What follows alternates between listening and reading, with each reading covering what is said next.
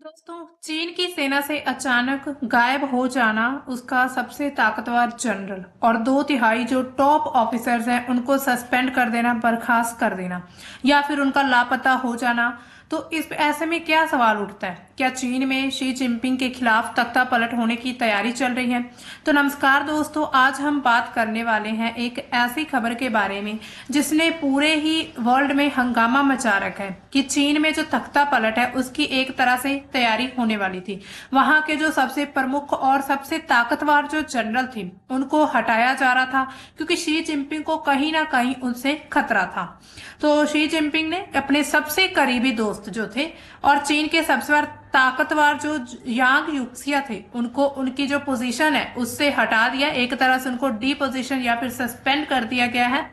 इसके अलावा झांग जो था वो चीन की सेंट्रल मिलिट्री कमीशन यानी कि सीएमसी के वाइस चेयरमैन भी थे। इससे पहले भी सीएमसी के 4 जो जनरल थे उनको उनके पद से हटाया जा चुका है। और झांग के साथ बाकी जितने भी जनरल थे उनके साथ मिलकर जो है वो शी जिनपिंग के तख्ता पलटने की एक साजिश कर रहे थे। तो ऐसी खबरें आ रही हैं।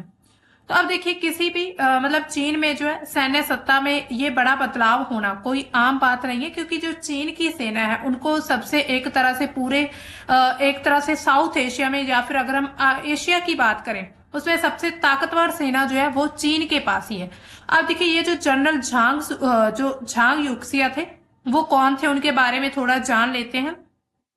तो चीन में जो है हम देखते हैं कि जो सिंगल पार्टी सिस्टम चलता है वहां पर आमतौर पर क्या होता है, वहां पर जो कम्युनिस्ट पार्टी ऑफ चाइना यानी कि सीसीपी, इसका जनरल सेक्रेटरी ही वहां का राष्ट्रपति और चीन की सेना पर पूरी तरह से कंट्रोल करने वाले सेंट्रल मिलिट्री कमीशन यानी कि सीएमसी जिसके वो जनरल थे उनका चेयरमैन होता है। इसके अलावा जिनपिंग के पास अभी ये तीनों पद हैं, यानी कि जो 3 पद हैं, जनरल सेक्रेटरी, राष्ट्रपति और इसके साथ ही मतलब कि सीएमसी के चेयरमैन है, वो तीनों पद अब शी जिनपिंग के पास है। जो इसके बाद झांग जो थे वो सीएमसी के वाइस चेयरमैन थे, यानी कि एक तरह से फर्स्ट पर्सन, यानी कि जो पहले चेयरमैन थे वो शी जिनपिंग, उसके बाद सेकंड चेयरमैन जो थे ये वाइस चेयरमैन मान सकते हैं इनको, यानी कि अगर शी जिनपिंग किसी जगह पर एब्सेंट होते हो तो ये सेकंड जो चेयरमैन वाइस जो चेयरमैन होते हैं ये उसके पूरे काम को संभालता है। झांग जो है वो जिनपिंग के काफी पुराने दोस्त और काफी करीबी भी रह चुके हैं। इसके अलावा 1949 में माओ जेडोंग की एक अगुवाई हुई थी, उसमें जो चीनी क्रांति चलाई थी उसमें दोनों जो है ये दोनों जो थे सेना में जनरल थे, यानी कि शी जिनपिंग और इसके साथ ही जो हम झांग की बात कर रहे हैं जो अभी जिनको हटाया गया, ये दोनों एक साथ काम कर चुके हैं। इसके अलावा चीनी क्रांति के दौरान एलीट क्लास के नेता और टॉप सैन्य अफसरों के बेटे को प्रिंसलिंग यानी कि छोटा राजकुमार कहा जाता था। झांग भी ऐसे ही एलीट क्लास के एक जो है राजकुमार थे। इसके अलावा 1968 में जो 18 साल की जब उम्र थी झांग की, उन्होंने वो चीनी सेना में शामिल हुए। इसके बाद धीरे धीरे उन्होंने अपनी यानी कि अपनी काबिलियत से जो है ये पद हासिल किया जनरल का। अब देखिए यहाँ पर अगर देखा जाए कि इससे पहले चीनी सेना में और कितने ऑफिसर हटाए गए, क्योंकि ये जो मामला है ये कोई आम बात नहीं है। यहाँ पर आप पिक्चर में देख सकते हैं, ये है झांग। इनसे पहले अगर हम बात करें तो 2012 में जब से शी जिनपिंग जो है वो सत्ता में आए हैं, उसके बाद एक पर्ज कैंपन यानी कि एक सफाई अभियान चलाया गया था, जिसमें क्या कहा गया था कि जो पूरी तरह से चीन में भ्रष्टाचार चल रहा है, जो करप्शन है उसको खत्म करना या फिर करप्शन करने वाले को उसकी जगह से हटा देना, या फिर जिनपिंग के प्रति जो वफादारी नहीं रखता था उसको यानी कि जितने भी ऑफिसर्स थे उनको हटाने का ये पूरा एक कैंपेन चलाया गया था। और सीएनएन की एक रिपोर्ट के अकॉर्डिंग ऐसा कहा जा रहा है कि 2012 से लेकर अब तक जो है 2 लाख से ज्यादा जो सैन्य कर्मी है उनको उनके पद से हटाया जा चुका है। यानी कि इसमें अगर हम रिपोर्ट्स की बात करें तो इसमें क्या 2/3 जो टॉप सैन्य अधिकारी है वो बदले जा चुके हैं, यानी कि या तो उनको एक तरह से अगवा कर लिया गया या फिर लापता है या फिर उनको मार दिया गया है, किसी प्रकार की सजा दे दी गई और सभी अधिकारियों पर जो है भ्रष्टाचार के जो है आरोप लगाए गए थे। अब अगर हम देखें हटाने के कारण बिल्कुल साफ ही है। सबसे पहले तो दिखाया यही जा रहा है कि भ्रष्टाचार विरोधी अभियान चल रहा था। इसके अलावा शी जिनपिंग के द्वारा सत्ता का केंद्रीकरण किया जा रहा था, यानी कि एक तरह से सभी जो पूरी पावर थी जो भी चाइना की पूरी पावर जहां जहां भी जो है मेन चेयरमैन, वाइस चेयरमैन या कुछ भी ऐसी पावर थी, मेन हेड बनना चाहते हैं शी जिनपिंग। इसके अलावा सेना में वफादारी भी देखना चाहते हैं कि जितने भी लोग हैं वो सभी उनके प्रति वफादार रहें, यानी कि कल को आने वाले समय पर जब हम देख रहे हैं कि पूरा वर्ल्ड जो है वो एक तरह से वॉर यानी कि युद्ध की कगार पर पहुंच चुका है, तो उसमें जो है जिनपिंग ये चाहते थे, शी जिनपिंग अभी भी यही चाहते हैं कि सभी लोग जितने भी उनके आसपास है वो सभी उनका साथ दें। इसके साथ ही अगर हम चीन की जो सेंट्रल मिलिट्री कमीशन है उसके 6 में से, यानी कि टोटल 6 जनरल थे, उनमें 5 जो है हटाए जा चुके हैं। अब शी जिनपिंग जो है वो चेयरमैन, ये जो झांग युक्सी है ये जो है वाइस चेयरमैन थे, ये हटाए गए। इसके अलावा हे विडोंग ये भी वाइस चेयरमैन थे, इनको भी हटा दिया गया। इसके अलावा मियोगो मियोगो हुआ ये भी हटाए जा चुके हैं। लिू झेनली इनको भी हटा दिया गया। ली झांगफू और झांग शेंगमिन इन सभी को इनकी जगह से डिपोजिशन कर दिया जा चुका है। अब देखिए, तो क्या वाकई चीनी सेना में भ्रष्टाचार चल रहा था? अब अगर हम रिपोर्ट की बात करें तो उसके द्वारा ये कहा जा रहा है कि जो है भ्रष्टाचार यानी कि काफी बड़े लेवल पर पहुंच चुका था, यानी कि इनके जो जनरल है या फिर अगर हम सेना की बात करें या फिर सेना में जो ऑफिसर्स हैं वो शी जिनपिंग के खिलाफ ही जो है अपनी एक तरह से कुछ प्लान बना रहे हैं कि शी जिनपिंग को कैसे सत्ता से हटा दिया जाए। इसके अलावा जो पूर्व चीनी डिफेंस मिनिस्टर थे ली झांगफू, उन पर हथियार की खरीद में रिश्वतखोरी के आरोप लगाए गए थे। इसके अलावा जो भी कॉन्ट्रैक्ट किए गए थे उनमें जो कीमतें थी उनकी धांधली के भी आरोप लगे थे। द डेवलपमेंट की एक रिपोर्ट के मुताबिक चीनी सेना में रिश्वतखोरी आम होती है और वहां पर पैसे देकर भी ऑफिसर्स का जो है प्रमोशन किया जाता है। इसके अलावा अमेरिका की कुछ खुफिया रिपोर्ट्स के अकॉर्डिंग क्या बताया गया कि चीन के मिसाइल प्रोडक्शन में सबसे ज्यादा धांधली हुई थी, यानी कि जो मिसाइल का प्रोडक्शन वहां पर किया गया था उसमें सबसे ज्यादा भ्रष्टाचार था। कुछ मिसाइलों में फ्यूल के बजाय पानी मिला दिया गया था। पश्चिमी चीन में कई मिसाइल में खराब टूल्स भी लगाए गए थे जिससे मिसाइलें लॉन्च नहीं हो सकती। और इसका हम जो नतीजा अगर हम देखें तो ऑपरेशन सिंदूर के दौरान जो चाइना ने अपनी मिसाइल्स या अपने जो वेपन पाकिस्तान को दिए थे वो भारत के वेपन्स के सामने, भारत के मिसाइल्स के सामने नहीं टिक पाए थे। तो इसे हमें साफ साफ पता चलता है कि कहीं ना कहीं जो मिसाइल का जो वहां पर मिसाइल का उत्पादन हो रहा है उसमें भी भ्रष्टाचार चल रहा था। इसके अलावा अब देखिए, क्या वाकई झांग जो है वो जिनपिंग के तख्ता पलट की साजिश कर रहे थे? यानी कि एक तरह से मतलब अगर हम इसमें देखें कि ये जो शी जिनपिंग है क्या इनको हटाया जाना इतना आसान है?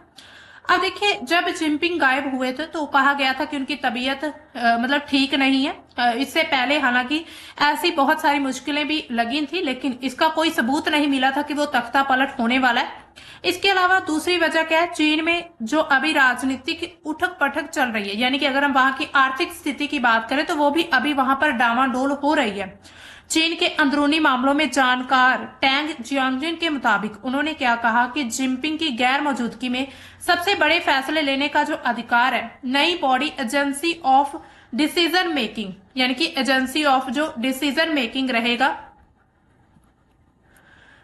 ठीक है, एडीएम की जो होती है एक तरह से वहां पर कमेटी थी उनके पास और एक डेलिब्रेशन एंड कोऑर्डिनेशन के पास, ये 2 तरह की समितियां थी जिन पर ये अधिकार जिनको दिए गए थे। इसके अलावा 5 जून 2025 की बात करें तो चीन के कई मीडिया चैनल्स ने पहली बार शी जिनपिंग के नाम के साथ राष्ट्रपति नहीं लगाया था, अगर हम वहां की रिपोर्ट्स की बात करें। हालांकि बाद में इस गलती को सुधारा गया था, यानी कि उस समय पर कहीं ना कहीं ये कोशिश की जा रही थी कि शी जिनपिंग को उनकी सत्ता से हटा दिया जाए। इसके अलावा जो है जापान फॉरवर्ड की रिपोर्ट के अकॉर्डिंग क्या कहा गया कि झांग ने जिनपिंग की गैर मौजूदगी का उसका फायदा उठाकर अपने सैन्य नेतृत्व में अपनी पकड़ को और मजबूत कर लिया, यानी कि वहां पर जहां पर शी जिनपिंग मौजूद नहीं थे वहां पर उन्होंने क्या किया, अपनी पकड़ को मजबूत किया लगातार। इसके अलावा झांग ने सेंट्रल मिलिट्री कमीशन यानी कि सीएमसी के सदस्य जो थे लियो झेनली और झांग शेंगमिन उनके साथ सीक्रेट मीटिंग्स की ताकि सेना पर कंट्रोल बना रहे, यानी कि ये सब कुछ जो था ये चल रहा था शी जिनपिंग की पीठ के पीछे, यानी कि उनको कुछ जानकारी नहीं थी इसके बारे में। अब देखिए, चीन में सत्ता पलटने का मतलब पलटने पर अगला राष्ट्रपति कैसे चुना जाता है अगर ऐसा कुछ हो जाता है। लेकिन उससे पहले अगर हम देखें तो पीएलए पर क्या प्रभाव पड़ता है। अगर अब जो वहां पर जनरल को हटाया जा रहा है तो अब वहां की जो एक तरह से सेना उसमें लीडरशिप की कमी देखने को मिलेगी, कोई प्रॉपर लीडर नहीं रहने वाला है। इसके अलावा निर्णय लेने की प्रक्रिया जो है वो धीमी हो सकती है। सेना का मनोबल भी कम हो सकता है। यानी कि कहीं ना कहीं उनको ये हो सकता है कि हमारे जो लीडर है, हमें जो लीड करने वाले थे, हमें जो रास्ता दिखाने वाले थे, अब उनको हटा दिया गया, तो अब उन्हें जो है सही रास्ता कौन दिखाएगा, यानी कि कौन उन्हें बताएगा कि अब आगे क्या करना है, किस तरह से उन्होंने अपनी पूरी रणनीति चलानी है। अब देखिए भारत के लिए इसके क्या मायने हैं। एलएसी पर चीन की जो सैन्य नीति उसमें बदलाव हो सकता है। इसके अलावा क्योंकि अब देखिए कोई व्यक्ति अगर बदला जाता है, या फिर मान लीजिए ए व्यक्ति है और बी है, अब ए की जगह बी को लाया गया, ए का माइंड अपना है वो अपनी तरह से सोचता है और बी का माइंड अपना है वो अपने तरीके से सोचता है। तो अब हो सकता है जो ए ने जो भी नीतियां बना रखी थी पॉलिसी, वो हटाकर अब बी जो है वो अपनी पॉलिसीज को लाएगा। इसके अलावा भारत के लिए एक अच्छा अवसर भी है, यानी कि कहीं ना कहीं चीन के पास इतनी अच्छी लीडरशिप नहीं रहने वाली अब। तो इसके बाद जो भारत है, अगर भारत को मौका मिले तो कहीं ना कहीं अपनी अच्छी लीडरशिप से चीन को मात दे सकता है। इसके अलावा चीन में अगर सत्ता पलटती है तो राष्ट्रपति कैसे चुना जाएगा। चीन में हर 5 साल में सीसीपी नाम की एक बॉडी होती है, नेशनल कांग्रेस की बैठक होती है वहां पर। इसमें पूरे देश से चुने गए करीब 2300 प्रतिनिधि जो होते हैं, यानी कि जो पार्टी के शीर्ष नेता रहते हैं, उनका एक महासचिव, यानी कि एक तरह से उनका जो हेड होता है, उनका चुनाव करते हैं। कांग्रेस की फिर अगली बैठक जो रहेगी वो 2027 में होगी। महासचिव ही आमतौर पर जो पूरे देश का राष्ट्रपति बन जाता है, यानी कि जो रिप्रेजेंटेटिव होते हैं, जो वहां के प्रतिनिधि रहेंगे, चाहे 2300 2500 जितने भी हों, उनके द्वारा ही अपने एक हेड का, यानी कि मुखिया का चुनाव किया जाता है। इसके अलावा महासचिव को चीन का राष्ट्रपति चुनने का काम जो है वो चीन की संसद के द्वारा दिया जाता है, यानी कि नेशनल पीपल्स कांग्रेस, एनपीसी को अक्सर रबर स्टैंप भी कहा जाता है, क्योंकि राष्ट्रपति चुनने या फिर दूसरे बड़े फैसलों में संसद की भूमिका पर जो एक तरह से औपचारिकता ही होती है, एक तरह से पूरा उनके पास अधिकार नहीं होता है। इसके अलावा राष्ट्रपति का नाम पार्टी पहले ही तय कर चुकी होती है, यानी कि इस तरह से फिर नए जो है राष्ट्रपति वहां के चुने जाते हैं। अगर मान लीजिए ऐसा होता है, कुछ सत्ता पलटती है, जो कुछ भी होता है, तो अंतर्राष्ट्रीय प्रभाव क्या पड़ सकता है पूरे वर्ल्ड पर। तो ताइवान मुद्दे पर जो चीन की रणनीति वो भी बदल सकती है, क्योंकि ताइवान को जो है वो चीन अपना एक हिस्सा बताता है। इसके अलावा भारत का अरुणाचल प्रदेश, उसको भी अपना एक तरह से दक्षिणी तिब्बत बताता है, यानी कि जो चीन है वो अपने आसपास के सभी एरियाज को कहता है कि ये चाइना का ही एरिया है। अब जो है इंटरनेशनल प्रभाव देखें तो इसमें जो ताइवान रहता है, हमारा जो भारत आता है, इनको लेकर, या फिर अगर हम साउथ चाइना सी की बात करें और उसमें जो भी फिलीपींस के साथ जो भी मतलब आइलैंड्स को लेकर जो भी विवाद चल रहा है, उसमें भी बदलाव हो सकता है। भारत चीन सीमा तनाव पर भी असर पड़ेगा। इसके अलावा अमेरिका और पश्चिमी देशों की जो सतर्क निगाहें रहेंगी, यानी कि अमेरिका का ध्यान भी हमेशा चीन की तरफ रहता है, क्योंकि वो चाहता है चीन हमेशा अमेरिका से पीछे रहे, यानी कि आगे ना जा पाए। इसके अलावा जो वेस्टर्न कंट्रीज है वो भी चीन को जैसे कि आगे बढ़ने से, एक तरफ विश्व का नेता बनने से रोकती हैं, तो इसी तरह उनकी निगाहें हमेशा ही चीन पर टिकी हुई हैं कि अगर कहीं ऐसा होता है कि अगर चीन में सत्ता पलटने की बात आती है, क्योंकि अब देखिए अमेरिका तो ऑब्वियसली यही चाहेगा कि चीन की सत्ता पलट जाए और वो अपना प्रभाव वहां पर जमा दे, जैसे कि अभी ईरान में कोशिश की जा रही है। तो इसी तरह बहुत सारे यहाँ पर सवाल उठकर आते हैं कि अगर ऐसा होता है तो ऐसे में क्या होगा, यानी कि अगर सत्ता पलटी जाती है तो बहुत सारे देशों को मौका मिल जाएगा चीन के खिलाफ एक्शन लेने का। तो इसी तरह अगर हम इस पूरे ओवरऑल न्यूज को देखें तो इसमें जो है मतलब जो कारण बताया जा रहा है भ्रष्टाचार का, मतलब जो भी था ऐसा हो रहा है, या फिर इसके पीछे की एक ये भी संदेह जताया जा रहा है कि जो चीन की सेना है वही शी जिनपिंग के खिलाफ मिलकर जो अपने एक अलग से प्लानिंग बना रही है कि कैसे उनको सत्ता से हटा दिया जाए। तो अब देखिए सरकारी तौर पर तो यही कहा जा रहा है कि ये भ्रष्टाचार विरोधी अभियान है, लेकिन सवाल यहाँ पर उठता है कि अगर सिर्फ भ्रष्टाचार है तो फिर इतने जो ताकतवर, यानी कि जिनके पास इतनी पावर है, जिनके पास अच्छी लीडरशिप है और जो इतने वफादार लोग थे, वो सभी निशाने पर क्यों हैं। तो कुछ वहां पर एक्सपर्ट्स का क्या मानना है कि शी जिनपिंग को अब सेना के भीतर से चुनौती का डर सताने लगा है कि कहीं ना कहीं सेना जो है उनके अंदर, जैसे कि घर का भेदी लंका ढाए, ऐसी ही बात है कि अगर उनके घर में से कोई उनके खिलाफ कोई एक्टिविटी या फिर कोई एक्शन कर दे तो शी जिनपिंग को संभालना बहुत ही मुश्किल हो जाएगा। इसके अलावा अगर हम इस बात को साफ साफ इस बात को देखें कि तख्ता पलट होगा जो नहीं, फिलहाल तो ऐसा ऑफिशियली कुछ भी नहीं है, लेकिन इतना तय हो चुका है कि शी जिनपिंग हर उस शख्स को हटाना चाहते हैं जो भविष्य में उनको चुनौती दे सकते हैं। इसके अलावा यानी ये तख्ता पलट की तैयारी नहीं है, बल्कि तख्ता पलट से बचने की तैयारी है। इसके अलावा अगर चीन की सेना में अस्थिरता बढ़ेगी तो पूरे एक तरह से विश्व में जो है जितने भी देश उनको मौका मिल सकता है अपनी ताकत दिखाने का। तो सवाल अभी भी बाकी है यहाँ पर, क्या शी जिनपिंग सेना पर अपनी पकड़ को और मजबूत कर पाएंगे, यानी कि अपने जो ताकतवर जनरल है उनको हटाकर